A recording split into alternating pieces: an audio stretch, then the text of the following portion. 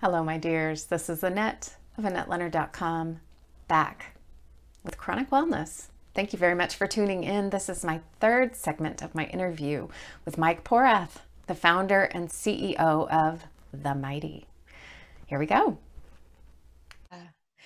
I am a sibling of a brother with special needs, and so I'm relating to this from that experience too, Yeah. and knowing that I overcompensated for that in ways that it also meant that I didn't let James do things that were appropriate for him to do because I knew it was uncomfortable for him, and that was a dynamic that we had to figure out even into adulthood, just those pieces that go along with these families that we're in. Everyone has their own experiences, growing up. Yeah. Tell me some things you've learned about yourself in parenting Annabelle. I think I'm one of the people in the family that has probably, grown in terms of the empathy side. I'm naturally a very competitive person.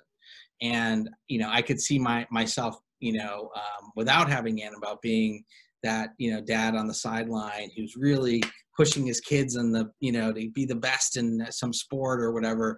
And, our other kids play sports and I love that. But I have been able to kind of pull back and see what are the real, priorities, and my wife and I kind of figured out pretty early on with Annabelle, after getting her diagnosis, when we thought about, okay, how do we attack this? How do we help her in all the ways we want to help her?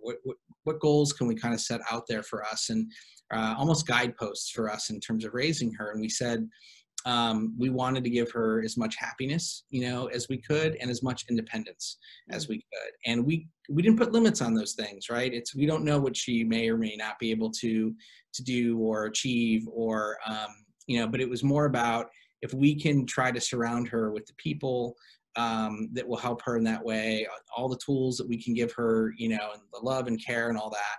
And I don't know that I would have been as thoughtful about what I want to give my kids had I not had Annabelle, and had to think a little differently than I guess I would have otherwise. Yeah. What a beautiful testament. So if you were speaking to a parent who had newly discovered that they had a child who was not born as they expected,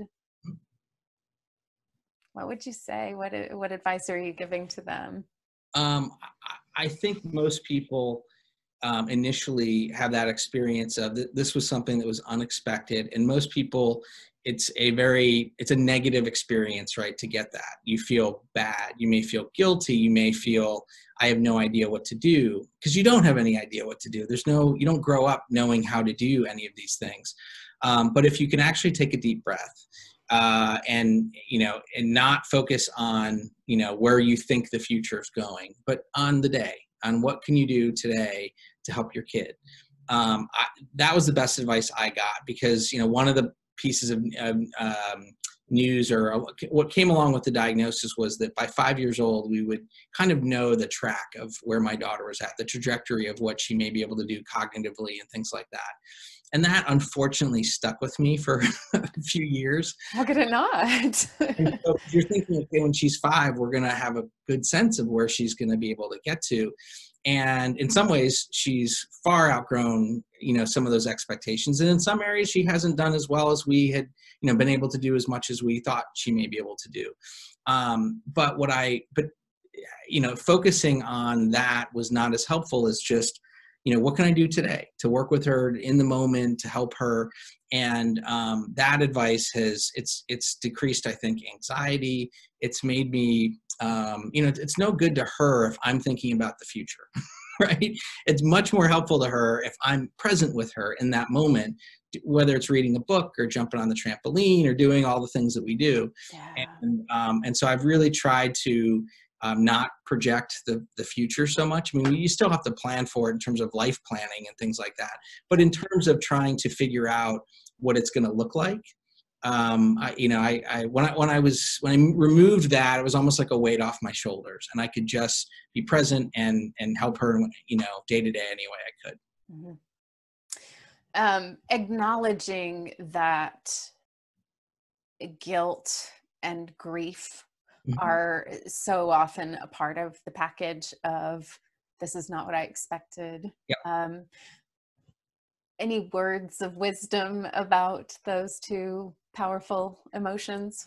I think my wife has talked about this quite a bit, and she would say that it's, she talks to a lot of new families who are diagnosed with my daughter's condition. Talks to the parents. She's often one of the first calls that they, first person that they talk to about What it. a gift. And well, I'll see her on the phone, and then she kind of just gives me a look, and I realize, oh, this might be a really long call. Right. And we were on the other end of the phone at one point where we were talking to, a family about all of this. So I get it. But, she talks to parents about, like, it's okay to grieve. Like, you almost grieve a bit of the future that you just had in mind, and those types of things. And that's okay. You shouldn't feel bad about that.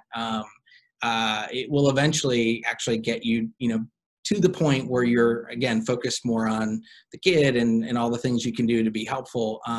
But it's okay. It's okay. Like, it's, when we started TheMighty, actually, when we were thinking about the name for it, we wanted to kind of flip the idea of disease and disability. There's such a negative connotation with those words. They both start with DIS, right? Like, it's just that, the dis, right? Like, it's seen as a negative. And our own experience was that there was some amazing moments that we have had with our daughter that were totally unexpected. We see, we say the highs are higher and the lows are lower, raising someone like our daughter. But our lives are much richer for it, actually. The depth that we experience is far greater, I think, than, if we didn't have her in our lives. And so when we came up with the word, or the brand, TheMighty, it was, we talked about all these amazing moments that we had with her, and we kind of broke those down into different, kind of the stories into words, and the words into, buckets. We ended up with strength, joy, and courage. Those were the three that we, kind of fit all of these under. And then we looked at those three and tried to come up with a name that combined those, and it ended up being, TheMighty. I love that.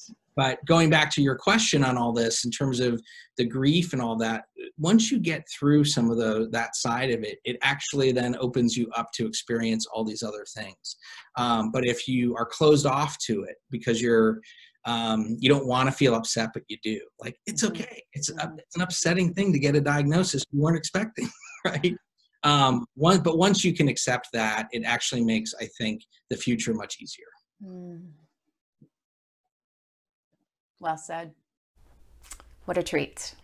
Stay tuned for tomorrow, episode 4 of my interview with Mike Porath, and he will talk, among other things, a bit about the research, the documented evidence about the impact that TheMighty is having on people's lived experience, on their actual lives. So don't miss that. Tune in tomorrow. If you have not subscribed to where you are watching or listening, I'd be so grateful if you do that. And as ever, I'm happy to hear from you. Your comments and questions are always appreciated. And until we're together again, thank you for your time and energy, and be well.